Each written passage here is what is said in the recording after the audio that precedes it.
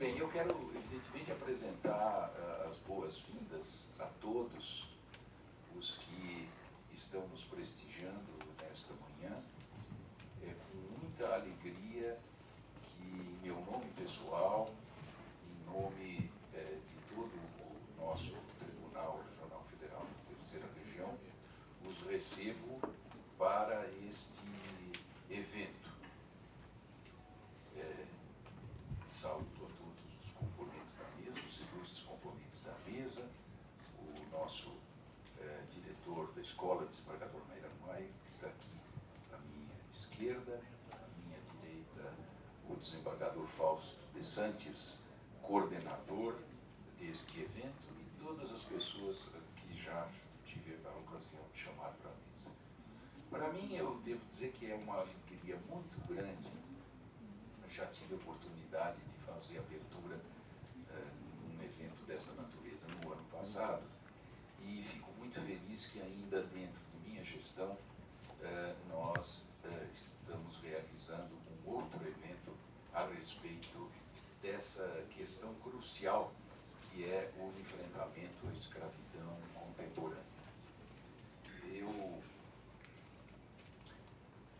Toda vez que paro para meditar um pouco sobre a realidade brasileira, me lembro de um conto do nosso grande Machado de Assis, chamado O Espelho. Nele, o narrador mostrava para os leitores perplexos, né, que nós temos uma espécie de duas almas. Uma alma com que se apresenta ao mundo e vê o mundo de dentro para fora. E uma outra em que se apresenta ao mundo e se vê o mundo de fora para dentro. É interessante nós observarmos como isto ocorre não apenas no nosso país, mas em diversos outros países, em que o que se vê é uma dualidade de ordenações jurídicas. Uma oficial, que serve para se apresentar com indumentárias de gala o país para os outros. E uma outra em que se vestem roupas mais simples, mais cômodas, e que representa a realidade não oficial, mas aquela que efetivamente ocorre no dia a dia. Por que eu estou fazendo essas considerações? Porque me lembro na história do nosso país o quanto a escravidão deitou raízes entre nós. O quanto as elites bem pensantes da época achavam um jeito de contornar a lei para realizar os seus próprios interesses. A Constituição de 1824, a primeira que o Brasil teve, proibia penas cruéis, mas achou-se um jeito de dizer que marcar o escravo com ferro em brasa não era cruel, e aplicar-lhe dezenas e dezenas de chibatadas também não era cruel. E se nós formos aos autores da época, nós vamos verificar que, embora a lei ordinária proibisse ultrapassar um certo número, havia escravos que vinham a falecer porque recebiam mais de 200 chibatadas no mesmo dia. E o Brasil teve de editar leis, uma delas, como nós sabemos, para inglês ver. Uma delas exatamente para se apresentar aos outros países com indumentárias de gala que efetivamente nós não tínhamos.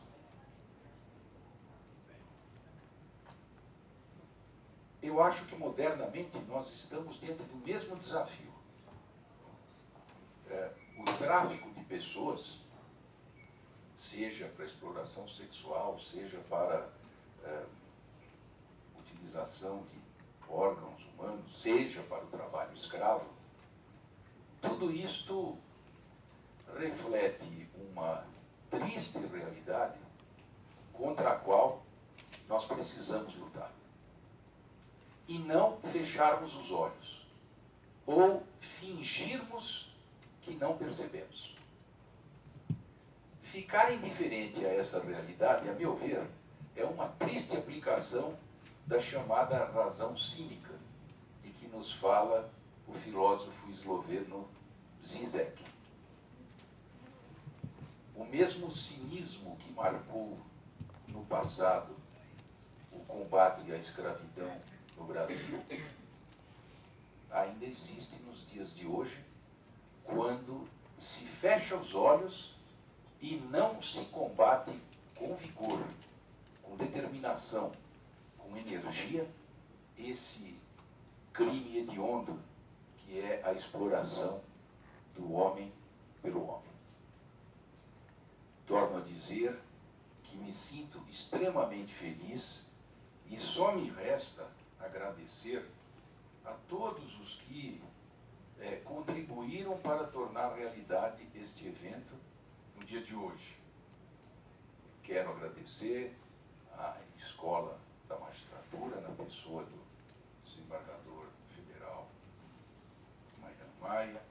Quero agradecer o desembargador Fausto de Santis pelo entusiasmo com que trabalhou para tornar possível esse evento. Quero agradecer o Consulado-Geral dos Estados Unidos, a Presidência da República, a Repórter Brasil sobre Escravidão Contemporânea e a Kate Ford Foundation.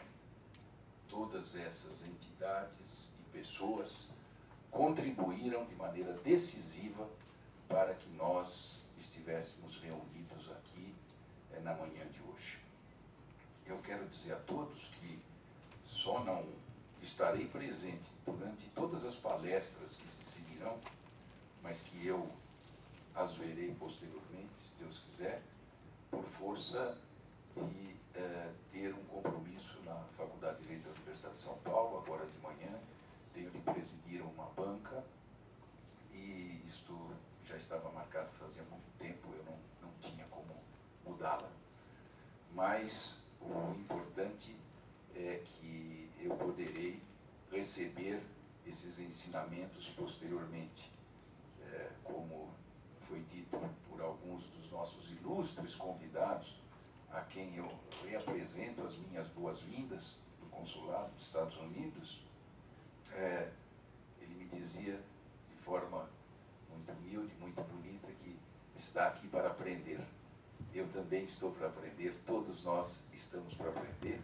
É uma grande alegria, eu sinto a minha alma um pouco menos culpada por este mal que existe, que é o tráfico de pessoas, por estar contribuindo, ainda que minimamente, para a realização deste evento.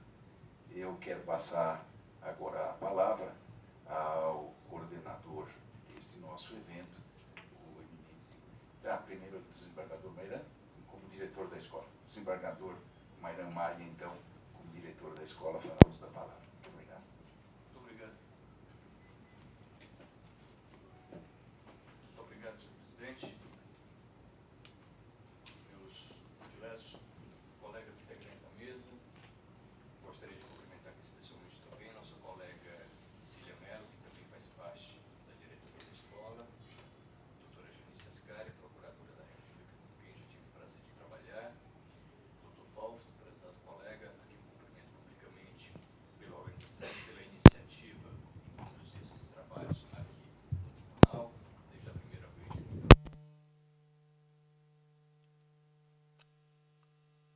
dispus-me a colaborar de todas as maneiras possíveis para a sua realização, pois o tema de hoje é um tema que afeta a dignidade do homem de uma forma muito profunda.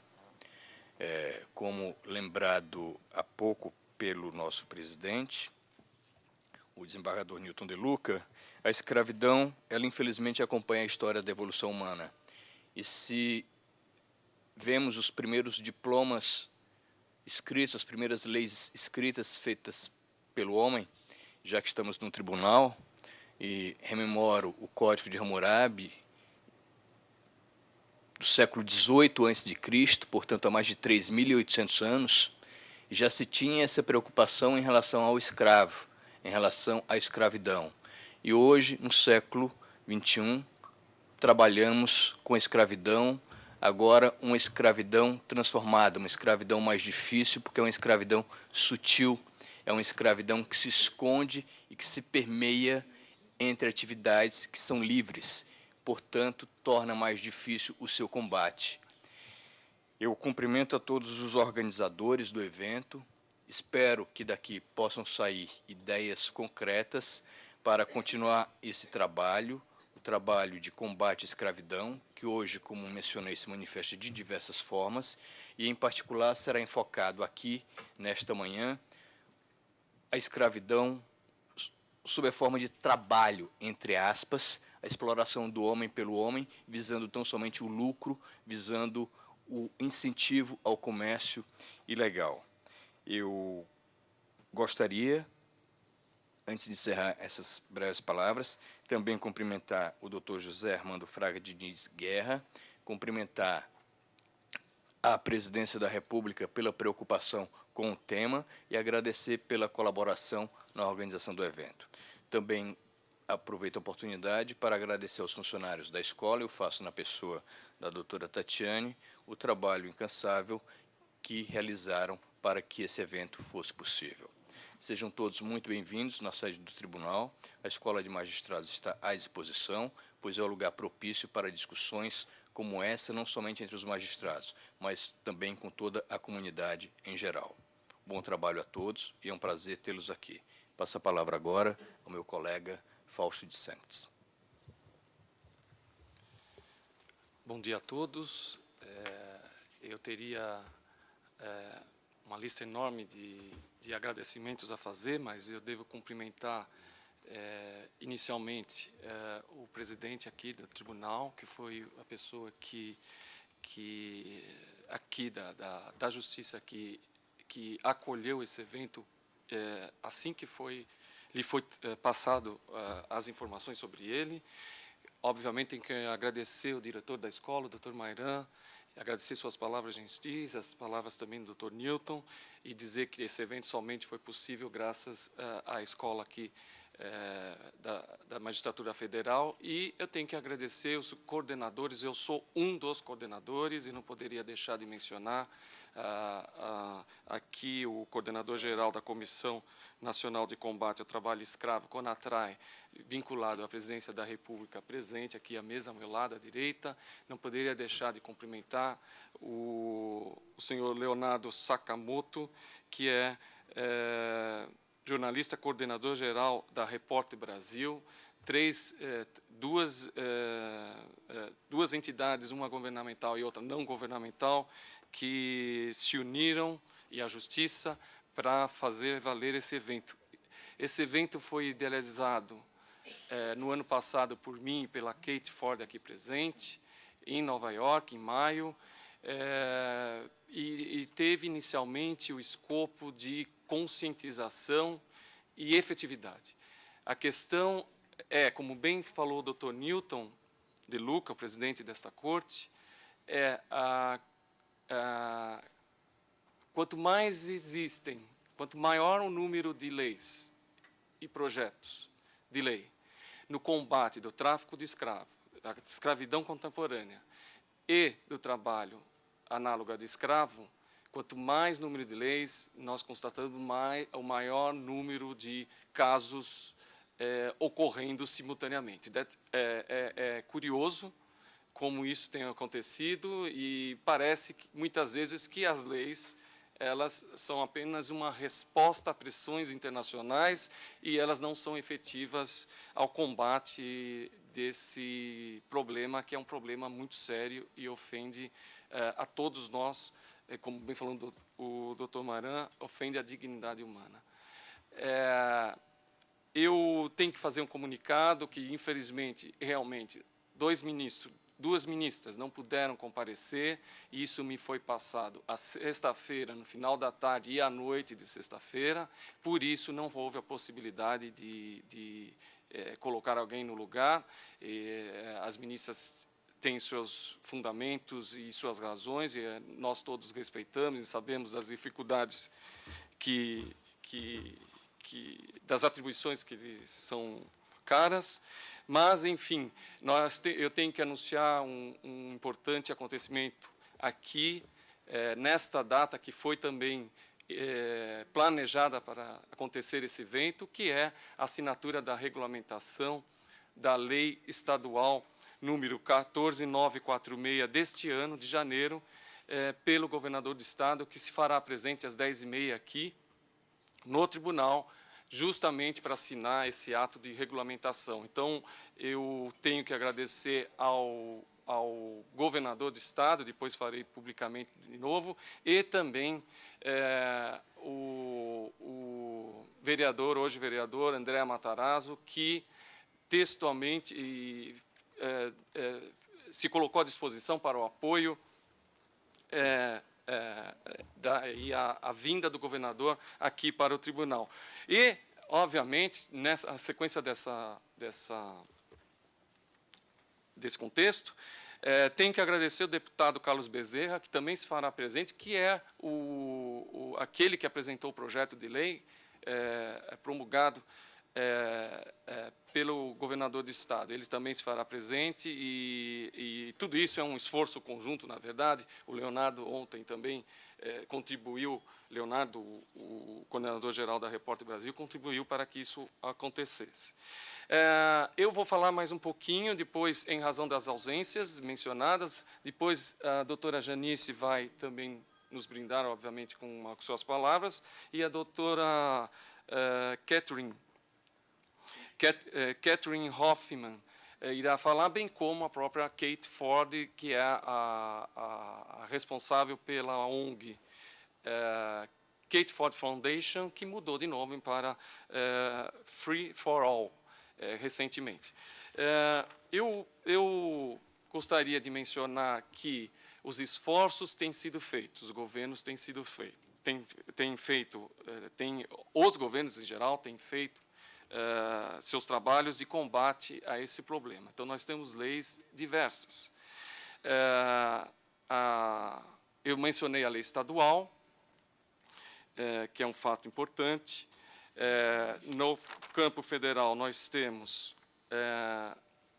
2 planos lançados recentemente, que é o plano... aqui eu anotei, tem o Plano Nacional de Enfrentamento do Tráfico de Pessoas.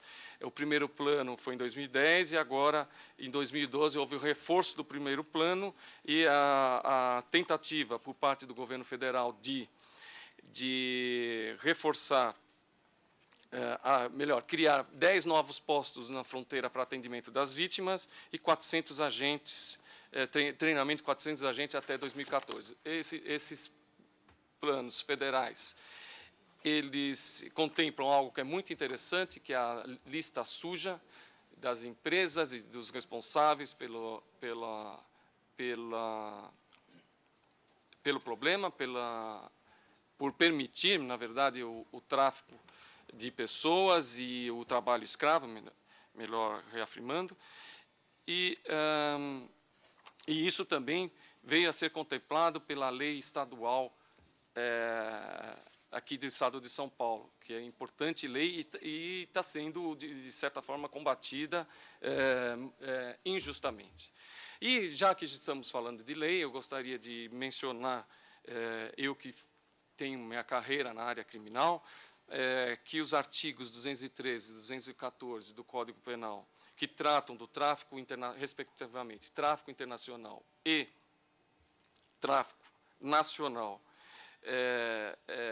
esses artigos, eles cuidam dessa modalidade de agir, de conduta, exclusivamente para fins de exploração sexual. E nada diz, infelizmente, com relação ao tráfico para os fins de extração de órgãos, tecidos e partes do corpo, o que seria uma importante introdução, necessária introdução e acréscimo para a legislação criminal brasileira. E também esses artigos de tráfico, e também o artigo que diz o crime de plágio, que é a redução à condição análoga de escravo, não figuram como crimes hediondos, apesar de ser unânime o fato de que tais crimes ofendem a dignidade humana. Vocês sabem que quando crianças e jovens eles acabam convivendo por serem vítimas com essa situação, sendo tratadas como menos humanos, no momento em que eles só têm como referência aquelas pessoas que estão justamente submetendo as condições degradantes, para o futuro haverá uma inegável manutenção de mágoa e complicado será a sua ideia, seu valor enquanto ser humano, da própria vítima. E uma preocupação que foi discutida entre minha pessoa e a Kate Ford aqui presente, foi a necessidade da efetividade da legislação, porque a legislação, apesar com essa crítica que eu fiz agora há pouco, de não figurar como hediondo, ela é uma legislação progressista, no momento em que contempla essa lista suja e ações públicas de retenção a esse tipo de crime, desses crimes. Agora me perdi. O que eu estava falando? Eu tenho esse problema de me perder. Mas, enfim, eu estava falando das críticas às leis e da necessidade da continuidade desse trabalho e da efetividade. É isso, agora eu me lembrei. Então, o grande problema é tornar isso efetivo e tornar os responsáveis por tais atos que são ultrajantes responsabilizados à altura. E responsabilização à altura no Brasil do crime é muito difícil. É a velha questão que hoje já está aí na conscientização da população brasileira, porque a legislação ela é efetivamente branda em termos de punição para o criminoso. Vocês sabem que no Brasil não há prisões, e seria importante prisões, sim, nesse caso, e não substituições de pena ou prestação de serviços à comunidade, como tem sido aplicado não só para esses crimes, mas para vários delitos. Então, há uma preocupação de conscientização e mais, de fazer talvez uma reflexão para uma mudança de postura legislativa e de aplicação disso pelos juízes federais ou juízes competentes em razão dessa matéria. Enfim, eram essas poucas palavras que eu queria falar. Eu só teria que fazer um agradecimento especial e não poderia deixar de fazer a Brazil Foundation, que é uma das parceiras da Freedom for All, que é a Kate Ford Foundation, que agora leva esse nome, Freedom for All.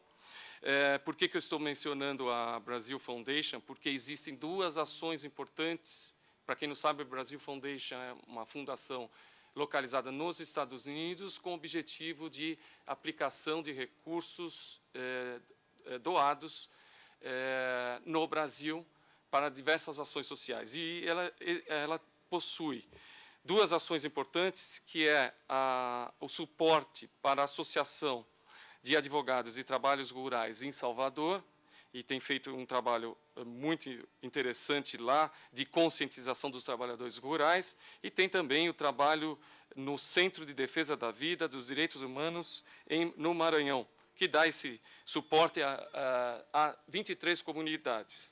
E temos a própria Freedom for All, que tem um trabalho brilhante, eu acessei as informações a esse respeito, e é um trabalho de formiguinha, que vai de país em país, conscientizando as autoridades da necessidade da punição, não só da lei, como o Dr. Newton falou, da formalidade, mas sim da materialização dessa formalidade.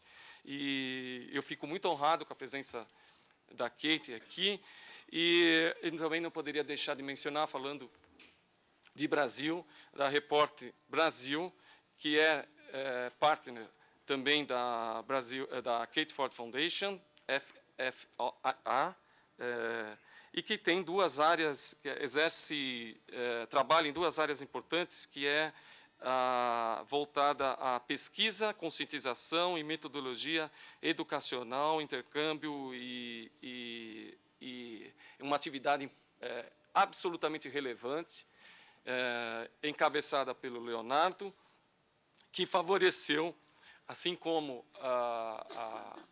o Departamento de Direitos Humanos da Presidência da República, que favoreceu a criação do primeiro Pacto Nacional pela Erradicação do Trabalho Escravo, introduzindo a tal da lista suja de empresas. E, com isso, eu passaria a palavra para a próxima palestrante, que se dispôs a falar aqui nesse fim de semana, a doutora Janice, que ia mediar, Janice Ascari. Vamos só dissolver momentaneamente a mesa. Isso, isso. E nós vamos dissolver a mesa antes de iniciar, e depois da doutora Janice irá falar a doutora Catherine Hoffman, ou a Kate primeiro? Desculpa, a Kate Ford falará primeiro, e depois eu tenho que pedir desculpas porque na hora que o governador, aos palestrantes, porque na hora que o governador chegar, terei que interromper para a assinatura do ato, porque o governador tem seus compromissos e não poderá, não tem flexibilização por parte de horário em razão de diversos outros compromissos. Então, vamos dissolver a mesa e permanecer aqui a doutora Janice, o Dr. Newton, depois eu vou passar a palavra, e a Kate Ford se farão presentes aqui na mesa. Passo a palavra, então, ao presidente da Casa. Bem, muito obrigado, desembargador Mairan Maia, diretor da escola, desembargador Fausto de Santos, um dos coordenadores deste evento. Como foi anunciado, nós vamos dissolver momentaneamente a mesa e passaremos em seguida à primeira palestra. Simplesmente quero reafirmar os meus agradecimentos a todos aqueles que contribuíram para a realização deste evento e desejar a todos os senhores simposiastas um excelente dia de trabalho, um excelente simpósio. Muito obrigado a todos.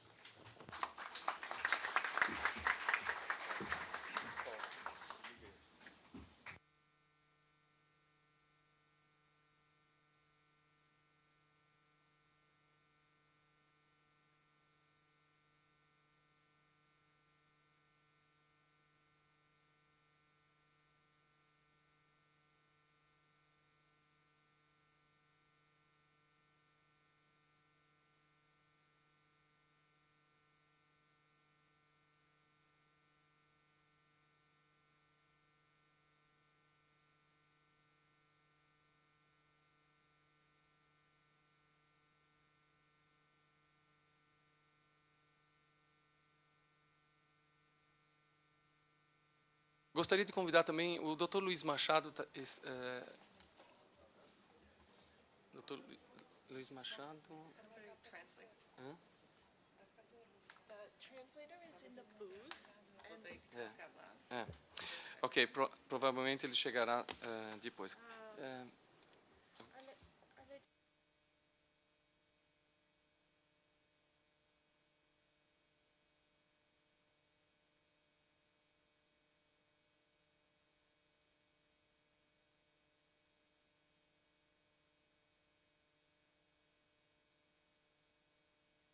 Deixa eu fazer um esclarecimento. A doutora Kate Ford irá falar em inglês, e quem precisar tem os aparelhos, tem tradução simultânea. Por favor, quem precisar, dirijam-se aqui do lado no saguão e peguem os seus fones e aparelhos para que seja possível a exata compreensão do que ela vai falar. Eu coordenando aqui os trabalhos, eu gostaria só de mencionar que vai falar primeiro a Kate Ford, depois a doutora Janice, e aí eu acho que talvez, não sei se há tempo para a doutora Catherine já iniciar, estou na dependência do governador do estado, se ele vier, se for em torno de 10h30, provavelmente ele estará aqui, então seria talvez melhor deixar que Catherine Hoffman para depois, para que ela não seja interrompida no meio da sua fala. Tá bom? Então, eu passo a palavra a Kate Ford.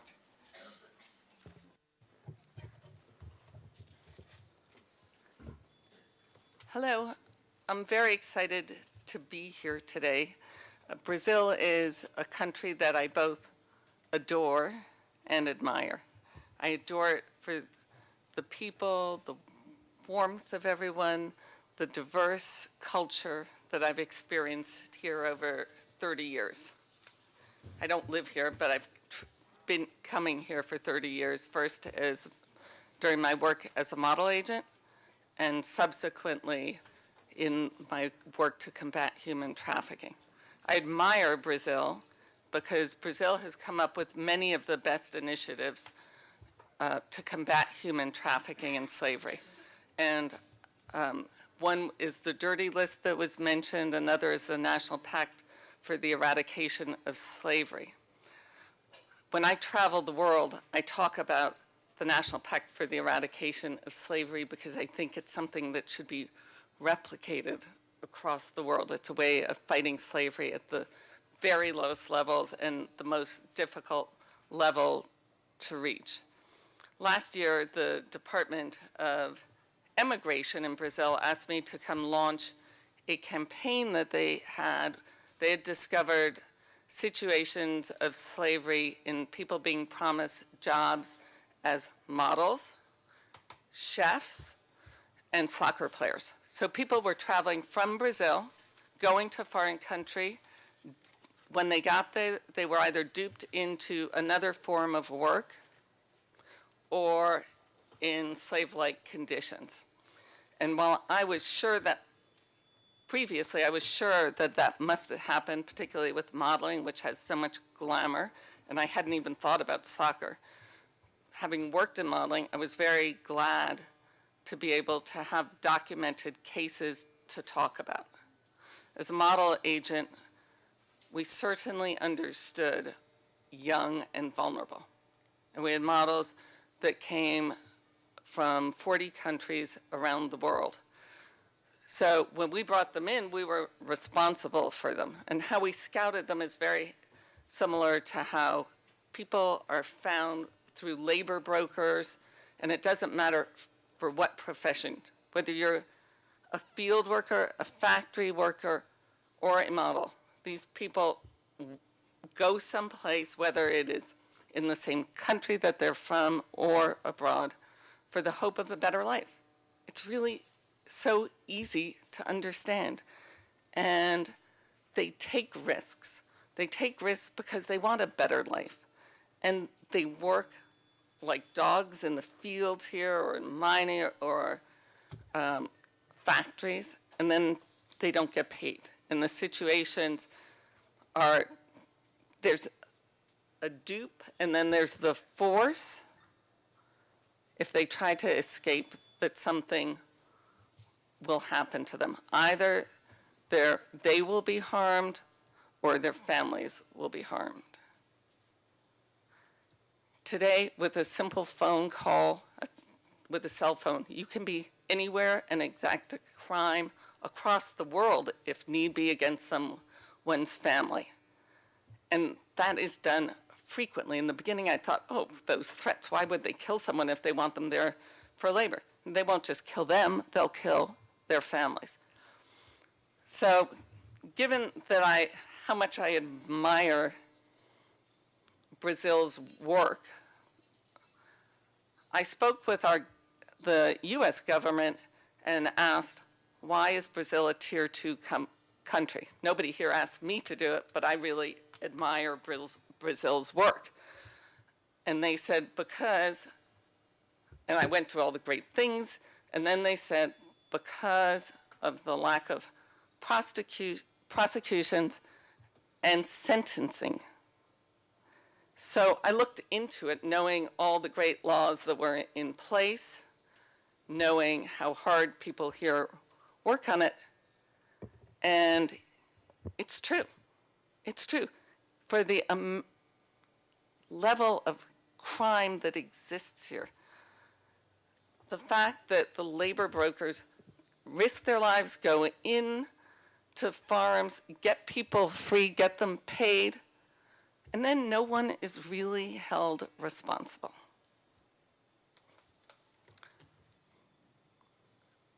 When I first worked in trafficking, one of the leaders in the world on this subject said, don't bother freeing people if you're not going to create a situation that doesn't allow it to happen again. Because there's always another poor person. And that is what happens around the world, where many things, depending on the country, but when the crime of enslaving someone, and I don't care which form of slavery, when the crime of enslaving someone is not enforced, when it goes with impunity, when it goes for years to trial, so that those who have been enslaved are victims again, because those who enslave them can attack them. And they certainly have more money. They were being employed by these people. When people get off on crimes, when they're found guilty and then somebody has been enslaved and their sentences are commuted to community service. What is community service? When you took away someone's life. It's nothing. Somehow we're allowing, when systems like this aren't enforced, we are allowing individual safety to be endangered. And we're allowing it to continue. Because when people get punished, when others see the examples of people being punished, they might think twice. They might check their farms. They might check their factories. To me, the fact that there is slavery today is unbelievable. It's unbelievable. And I can't believe, frankly, I didn't know it until I went to a conference at the UN 6 years ago. I hadn't even heard of the term human trafficking. And I've now become, it's an obsession of mine because I can't believe the different ways people get enslaved and the way people get away with it and the way people accept it. That people accept it because it's them, not us. And I don't care what the them is around the world. It can be, in India, it's caste. It's the untouchables are enslaved. In some places, it's the poor.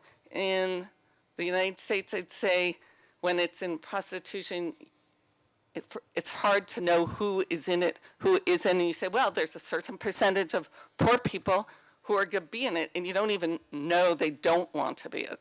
In New York, the average person who has been enslaved in sex slavery is arrested 2.5 times before they're identified as being trafficked.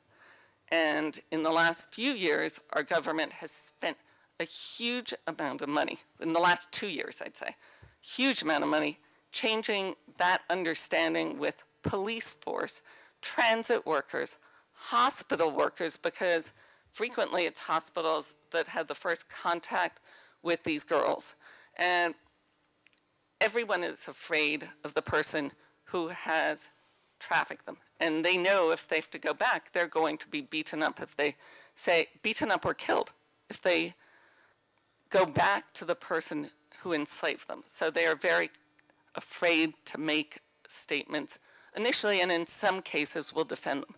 I just want to talk about a few sentences. that have been given recently in the United States that I heard about to talk about the seriousness with which this is being treated now that I don't think it was even 5 years ago. There was a case of labor trafficking, of a domestic worker that was held in someone's home for 8 years. The person who held the domestic worker in their home is in jail now for 20 years. 20 years. That is a serious sentence. It says a lot to people about not doing it. There is one of the groups I work with in the Philippines is called Visayan Forum, and I met 3 girls who were saved at the age of 8 from cyber sex trafficking. When I met these girls, it was I'd met many people who had been enslaved. I had everything, had to use every ounce of my body not to go when I saw these little girls. And I saw them when they were 11, not 8. They had been used from age 5 to age 8. They were tortured over the internet. The man who perpetrated that lives in Pennsylvania. He was just found guilty. He will receive a sentence of 10 to 50 years, and that's being given on May 28th. I heard another case in Kansas of a mother and her boyfriend trafficking her daughters. They have been given several life sentences. These are people's lives. For you who are lawyers here, or for you who are judges, I am begging you to protect the rights of the individuals. The individuals who, unless we protect them, may not be rich enough, may not be educated enough, but they have a right to their life. I mean, it's a life. Thank you.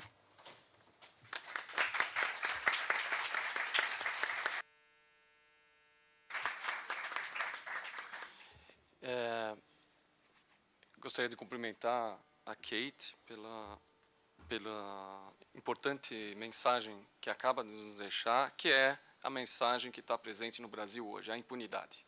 Essa é a grande mensagem. Não adianta fazer todas essas leis se no final das contas nada acontece aos responsáveis, de fato, aos responsáveis por esses crimes hediondos.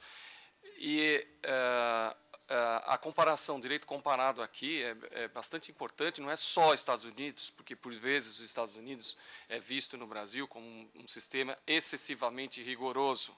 Aliás, falando dos Estados Unidos, eu queria reafirmar meu agradecimento ao consulado americano e aos Estados Unidos em si, que está apoiando aqui o evento de hoje. Então, a questão é impunidade e algo que falta também no Brasil, que é proteção às vítimas. O Brasil não protege vítimas de forma alguma, ao contrário do que faz com relação àqueles que violam a lei.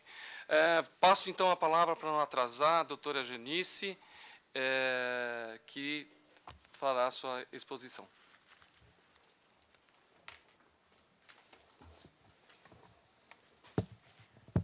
Obrigada, doutor Fausto.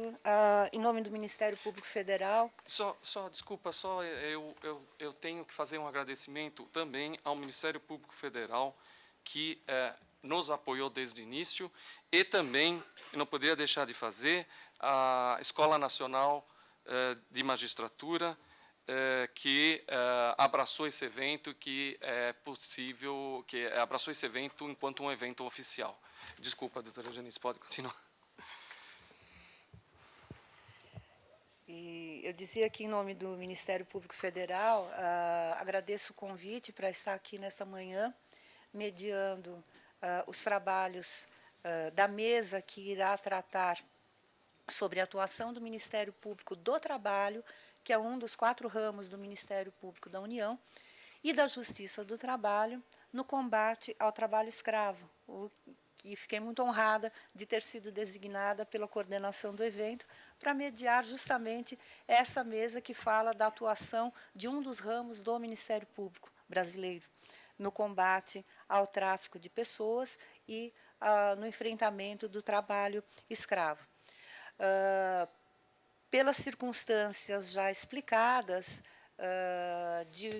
meio que de última hora, então, nós tivemos aqui que preencher alguns minutos do nosso horário para não atrasar a programação, tendo em vista o cancelamento da presença das ministras que aqui estariam presentes e que, de última hora, cancelaram as suas vindas aqui para o evento. Mas vou tentar rascunhar algumas ideias aqui muito brevemente sobre as formas de escravidão moderna, as formas de escravidão contemporânea.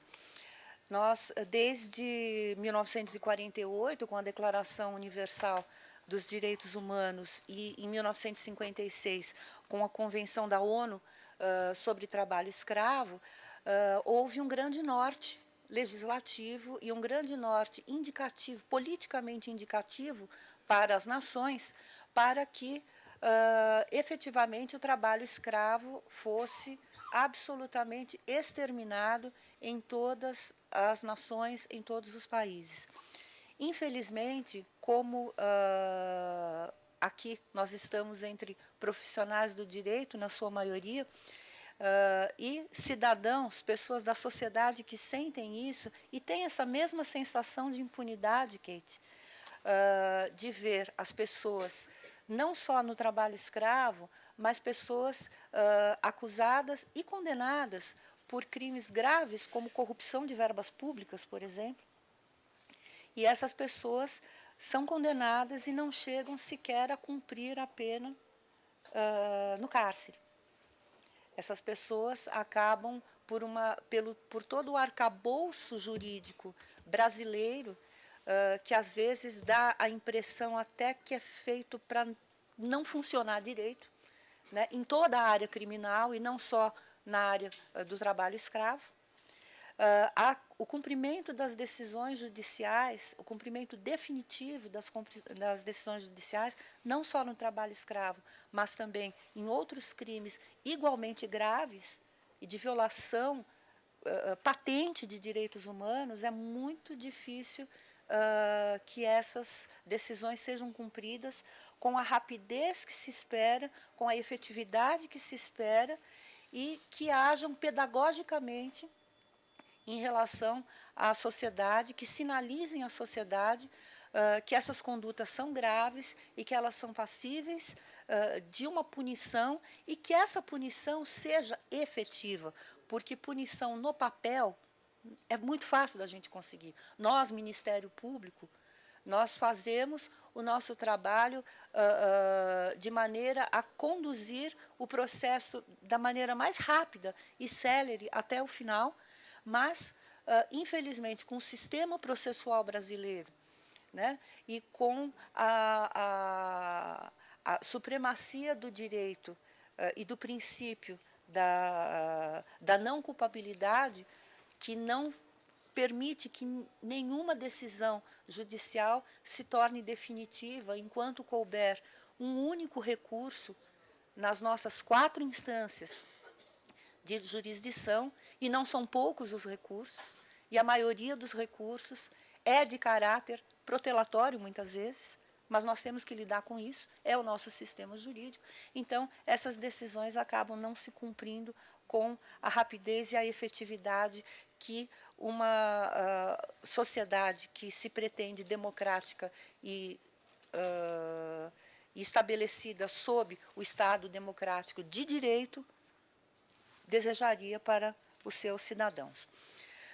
Enfim, as pessoas, embora todo esse arcabouço normativo e jurídico exista, o fato é que ainda hoje, infelizmente, milhões e milhões de pessoas, não só no Brasil, como no resto do mundo, vivem em situações de violação grave de direitos humanos, e parte dessas situações de violação de direitos humanos constituem o tráfico de pessoas e o trabalho escravo, ou o trabalho em condições análogas à de escravo.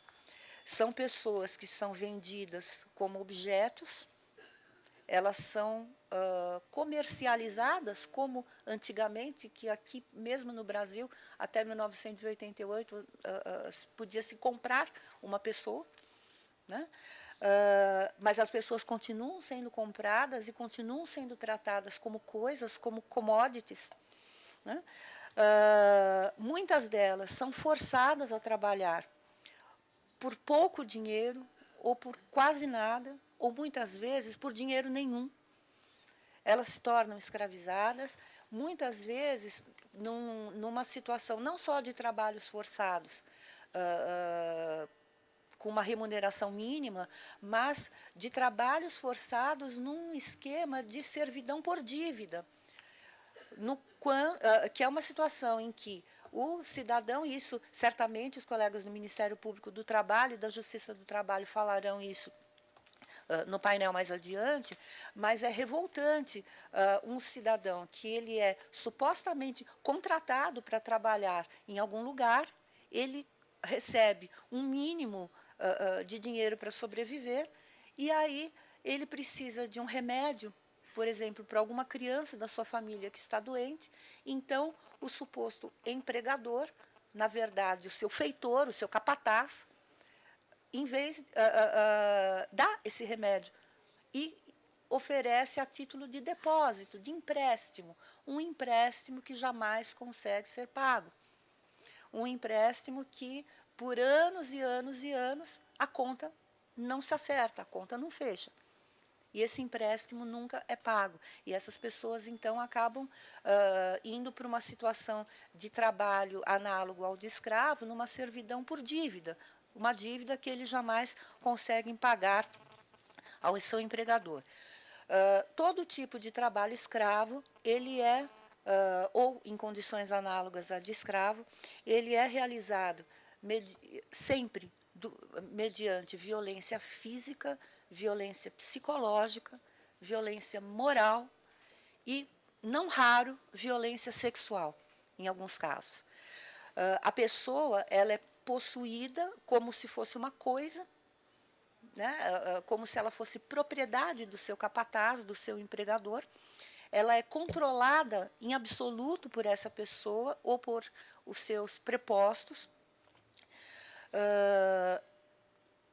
Há uma desumanização do ser humano, da pessoa humana, porque ela é tratada justamente como propriedade, como uma coisa, e, não raro, eles são sujeitos à constrição física, muitas vezes trancados com chave e cadeado, em lugares onde eles não podem sair, né?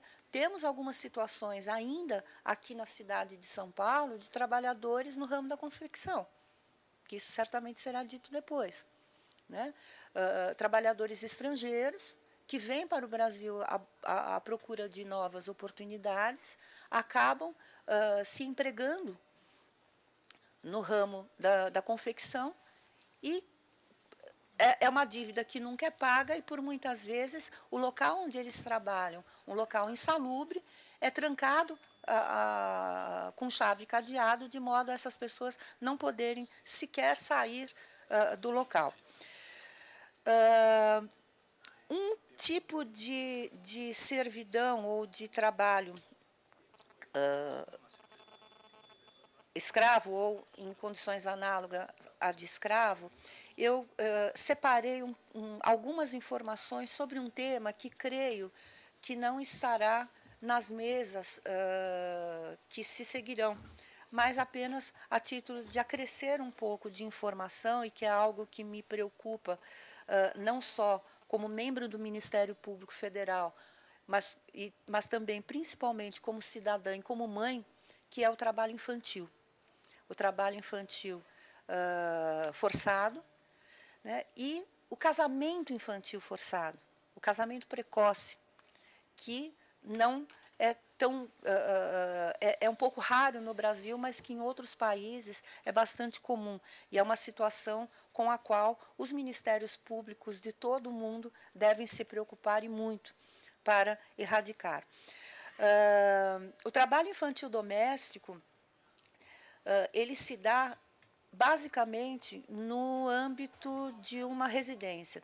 Então, muitas vezes, famílias muito pobres, famílias que estão passando fome, famílias com filhos numerosos, acabam concordando em que um ou mais membros da família, de idade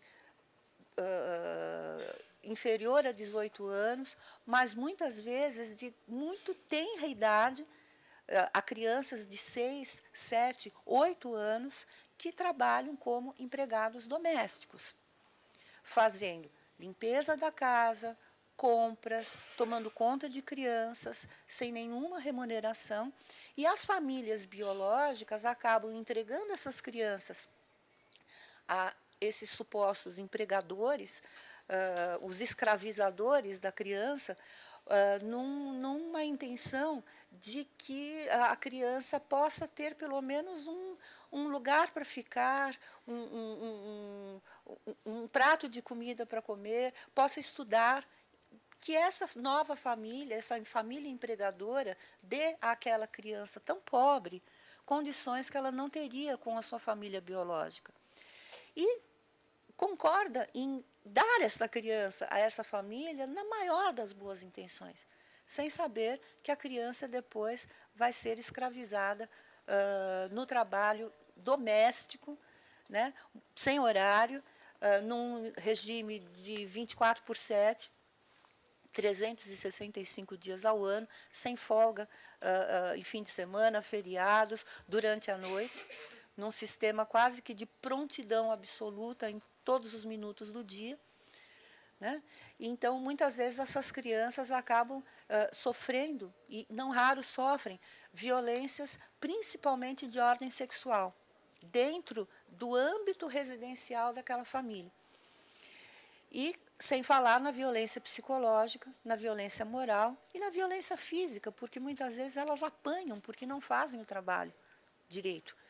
Elas apanham porque estão com sono. Elas apanham porque são muito pequenas e não têm força para realizar o trabalho. E o ser humano tem a natureza de perversidade, muitas vezes. Até alguns dias atrás, Ariel Castro era uma pessoa desconhecida. E ele mantinha 3 mulheres no estado de Ohio. Ele mantinha 3 mulheres escravizadas no subsolo, e é inimaginável, é algo que eu não entendi até agora, como que ninguém percebeu que naquela casa tinha 3 mulheres escravizadas. Como que ninguém percebeu que uma delas foi forçada a fazer 5 abortos? Como que ninguém viu isso? And the police was called several times to that house, and they somehow didn't notice. Pois é, a polícia foi chamada algumas vezes e não notou nada, né? As famílias, uma coisa que me chamou muito a atenção, o irmão de uma das vítimas, salvo engano, a vítima Michelle, que ainda está hospitalizada, ele disse: eu não percebi que minha irmã estava desaparecida em 10 anos. O irmão dela não percebeu. What? The brother of Michelle. Michelle's brother. I hadn't read that part. How could? Because there were big searches for some of them too, so there was a lot of focus on a couple of the girls, and even so, there was focus on the girls. There were police calls, and somehow they didn't even notice. You know, how is it possible?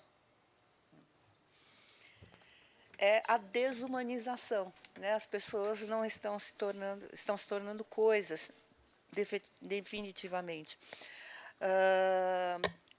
Em relação ao Brasil, a OIT estimava que uma em cada 7 crianças preste serviços domésticos, serviço infantil doméstico.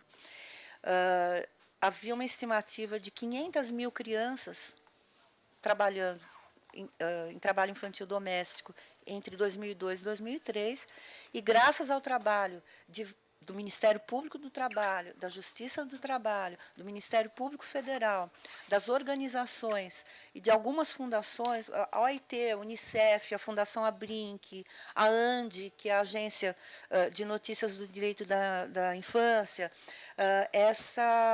esse índice caiu para apenas... ainda é muito, mas, felizmente, já é uma mudança considerável, para 325 mil crianças ainda em situação de trabalho infantil no nosso país, e crianças entre 10 e 17 anos. Há alguns países onde a escravidão ela é mantida em larga escala, ainda, infelizmente. No Sudão, há cerca de 14 mil pessoas em trabalho escravo. Na Nigéria, o trabalho escravo é proibido pela Constituição, mas ainda 7% da população vive em situação de escravidão ou análoga à de escravidão, e são cerca de 870 mil pessoas apenas na Nigéria, né? Na Indonésia, o trabalho forçado e principalmente a exploração de trabalhadores imigrantes que chegam de outros países à Indonésia à procura de novas oportunidades e acabam sendo escravizados. E há até um programa da Organização das Nações Unidas, conforme uma conferência realizada em Genebra no ano de 2003, que são programas para erradicar a quase escravidão. Não é propriamente uma escravidão, mas situações análogas à de escravo, como, por exemplo, dos Emirados Árabes, que eles estimulam crianças menores de 15 anos e traficam essas crianças da Ásia para trabalhar nos Emirados Árabes. Índia, Nepal, Paquistão, são milhões de homens, mulheres e crianças em situação de trabalho escravo ou de trabalho de servidão por dívida.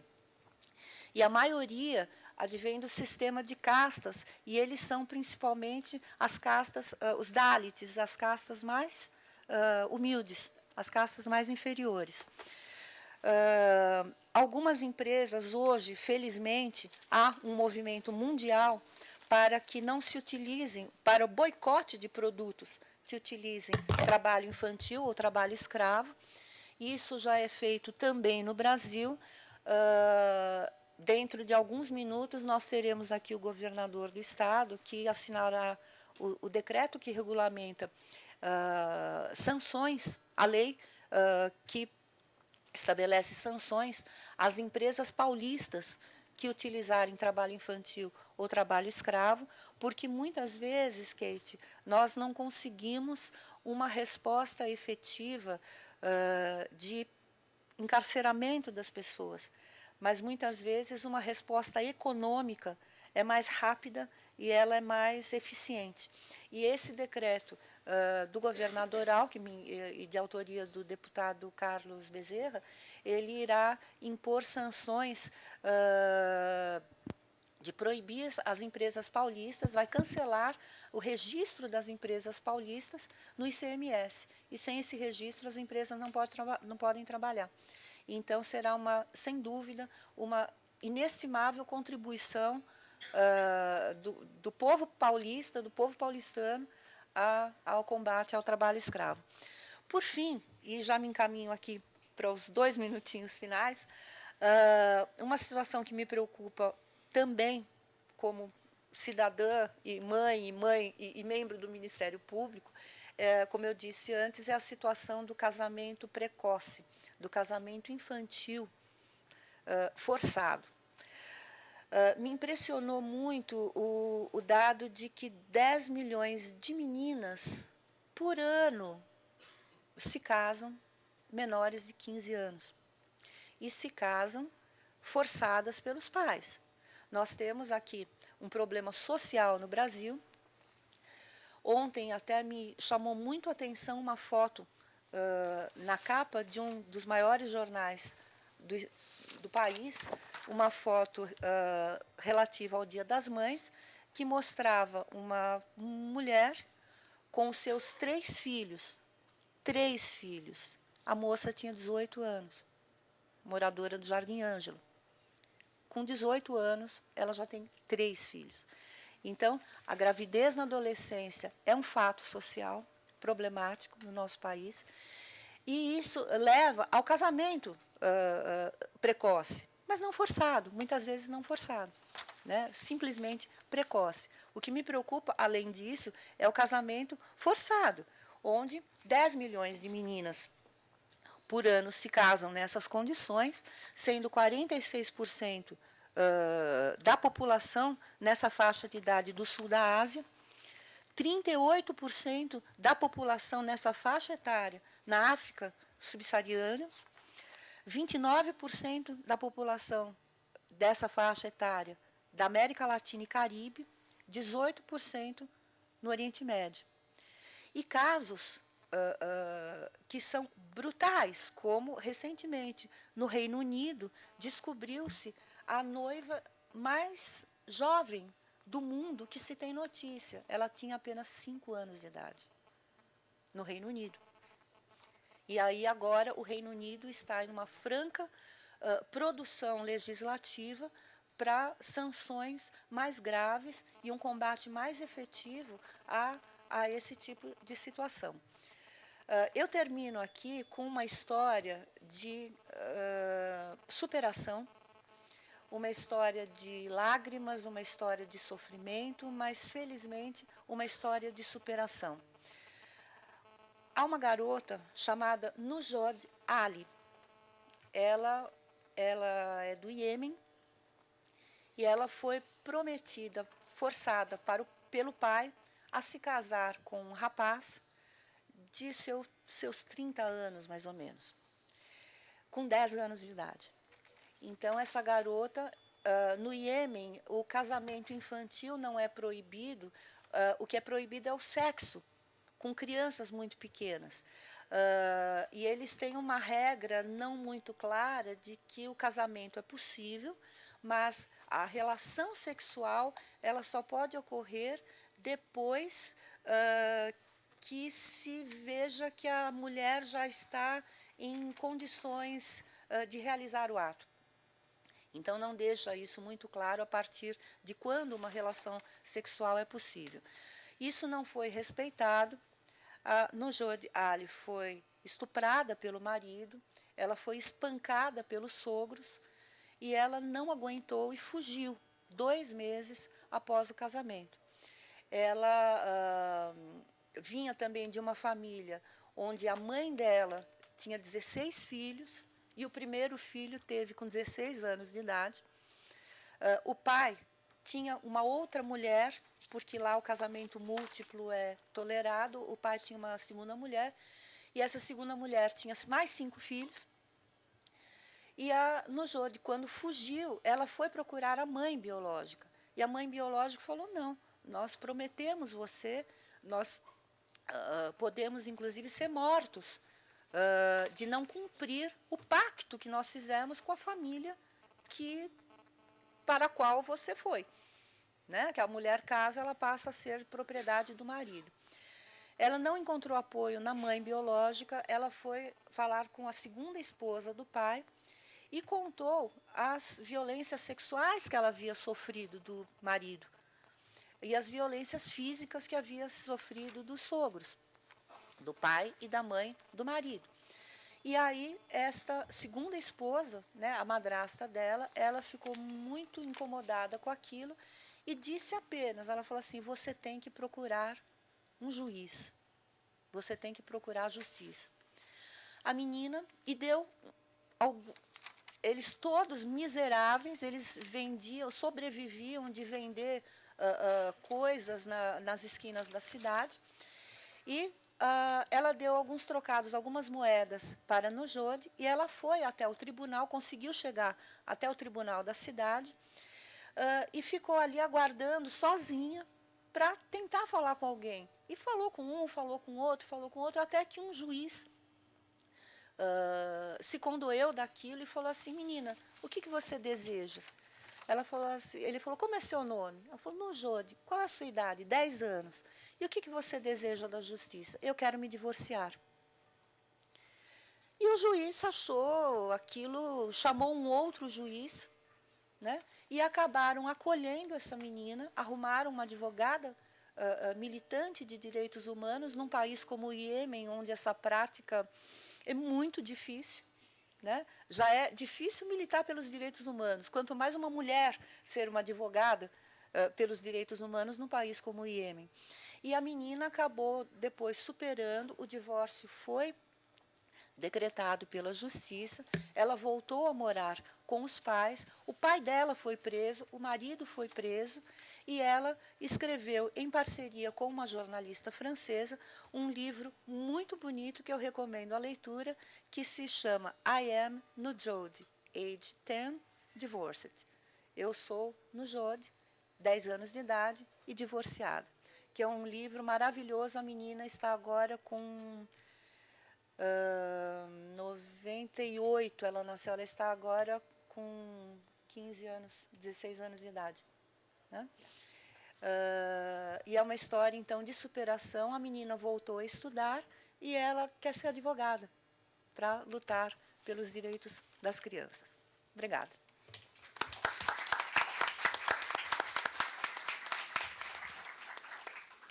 Gostaria de parabenizar a doutora Janice, que, apesar dela ter dito que foi convidada em última hora por força das condições, ela fez de forma absolutamente profunda e bastante importante, bastante interessante. A questão aí que ela retratou é uma questão muito delicada, que é a questão do consentimento.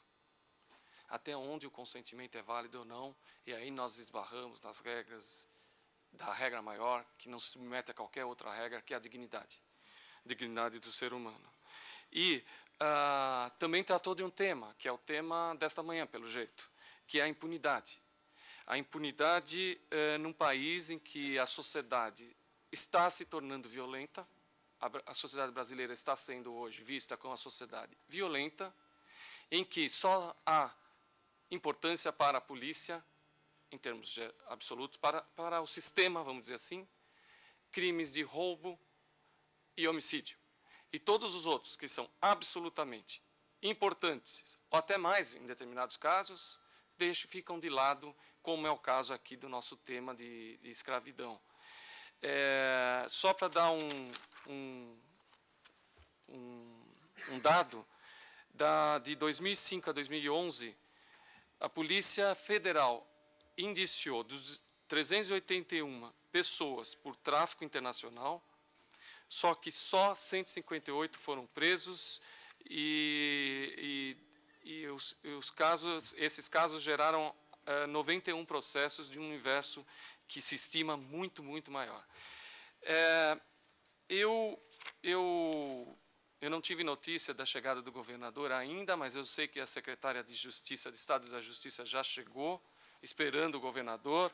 Então, para que nós não interrompemos agora, porque não se sabe exatamente o horário de chegada, prevista para as 10h30, que é o horário, eu prefiro dar a palavra à doutora Catherine Hoffman e fazer um intervalo, se for o caso, durante a sua palestra, se Vossa Excelência não se importar, e passaria, então, por um intervalo, e depois ficariam 3 palestras no final com a coordenação da doutora Janice, doutor Luiz Machado, doutor Luiz Antônio Camargo de Mello e Marcos Barberini. Então, passo de imediato a palavra à doutora Catherine.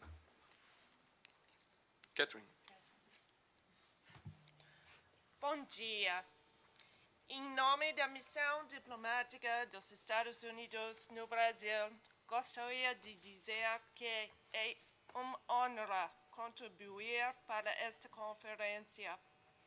Eu gostaria de agradecer ao governo brasileiro e, em particular, ao Tribunal Federal da Terceira Região por tornar este evento possível.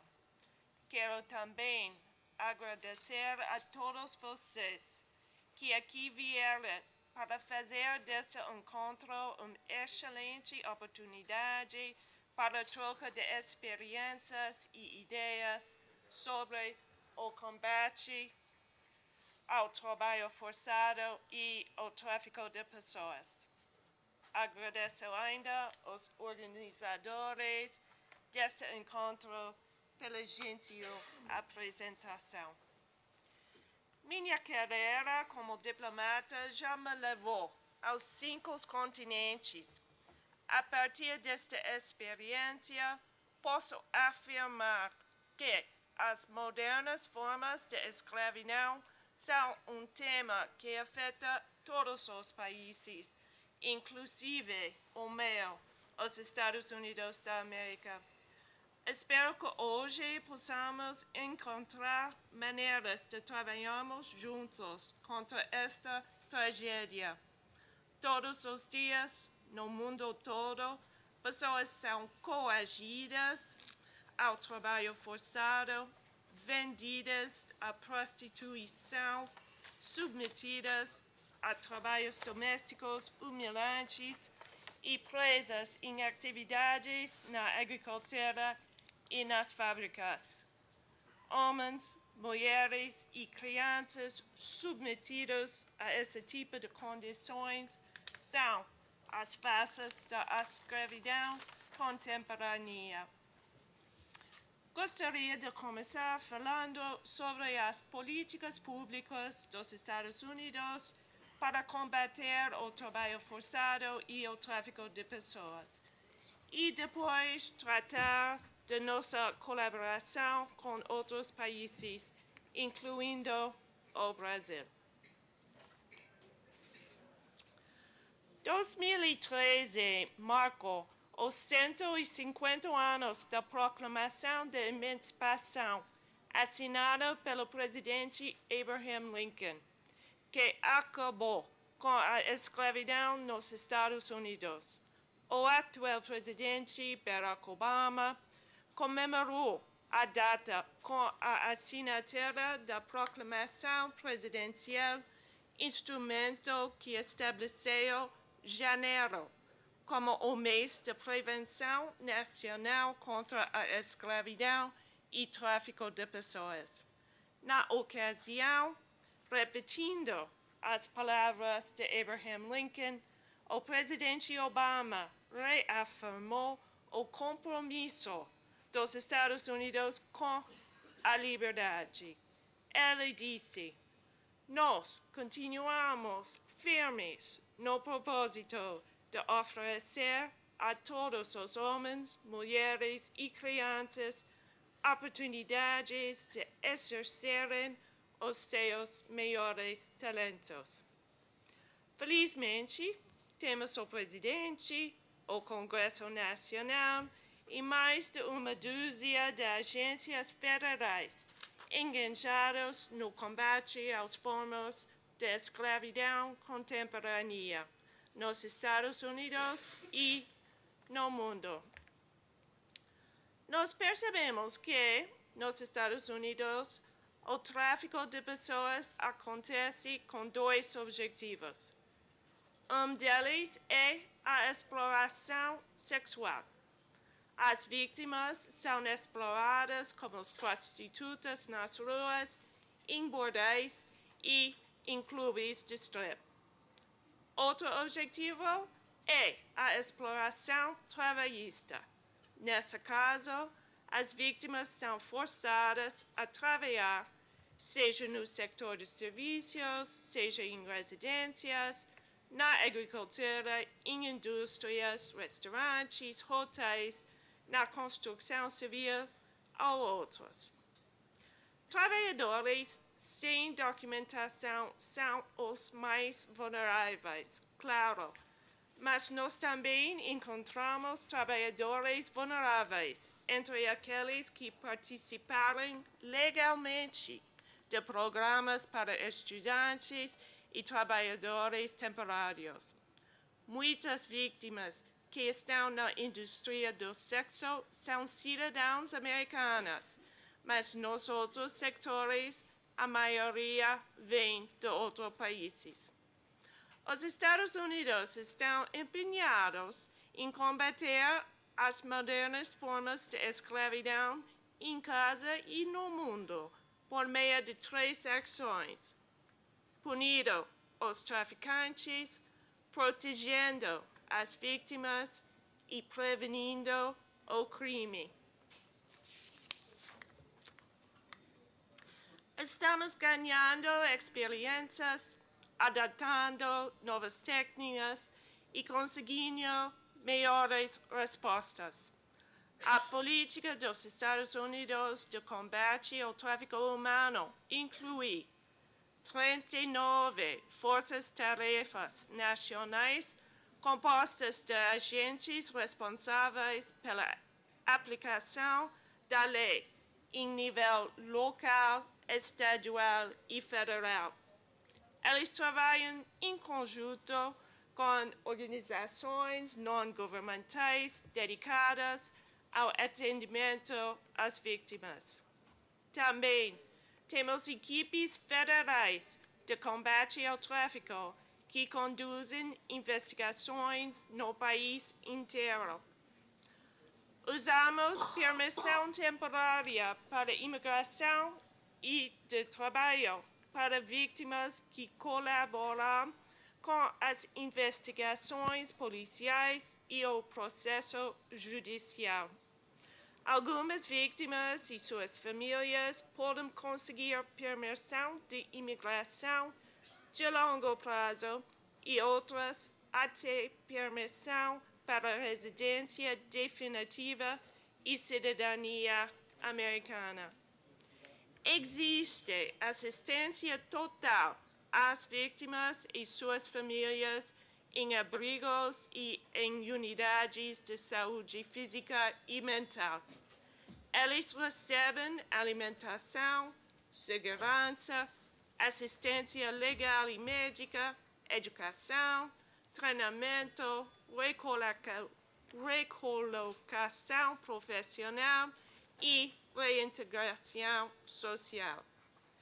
Empenhamos amplo trabalho de prevenção que inclui ações de fortalecimento e aplicação das leis trabalhistas para evitar a exploração sexual e o trabalho forçado. Desculpa, Por favor. Eu sou forçado a interromper, como eu tinha dito antes, 1000 desculpas, porque o governador está aqui, a secretária de Estado da Justiça está aqui e também o deputado. Então, nós temos que interromper, mas sem que ninguém saia, por favor, porque ele já está subindo e pediu a gentileza de ele não pode ficar mais tempo. Então, eu peço realmente desculpa e depois nós retomamos isso. Eu só gostaria de passar, eu estava me esquecendo, o registro e o reconhecimento da escola para a Kate Ford, para a doutora Janice Ascari e para a doutora Catherine Hoffman, que vai continuar, depois do governador, a sua exposição.